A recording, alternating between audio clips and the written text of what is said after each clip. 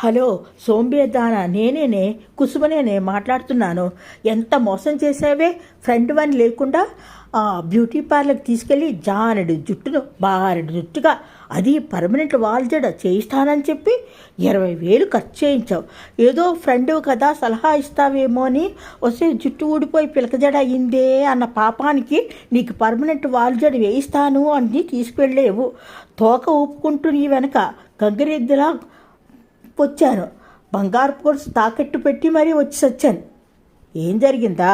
ఎంత అవమానం, ఎంత అవమానం! పెళ్లిలో కొత్తగా అతికించిన పొడిగాటి జడక మల్లెలు పెట్టి జడగంటలు వేసుకొని వెళ్ళానా, అంతా నన్ను చూడటమే. పొంగిపోయాను. ఏముంది అయితే? ఏమైందా? మా చెల్లి కొడుకు శామి లేడు, వాడు దుడుకు అల్లరి తెలియందా? పెద్దమ్మా నీకు ఇంత జడ ఎక్కడిది? పెద్దమ్మా నీకెంత జడ ఎక్కడిది? ఎలకతోక కాదు నీకు, ఎలకతోక కాదు. వాడిని వదిలించుకోవటం నా తరం కాలేదు. పెద్దమ్మ నీ జడ అంటూ నా జడగంటల పూలజడ పట్టి ఒక్కటే లాగటం పీకటము. ఊరుకునేంతలో ఉన్నట్టుండి టఫీమని బరువైన సవరాల జడగంటల పూలజడ శామి చేతిలోకి ఊడొచ్చింది. అంతే, జనం పగలబడి నవ్వులు. వాడేమో ఆ జడ పట్టుకొని ఒకటే కేరింతలో అల్లరీను.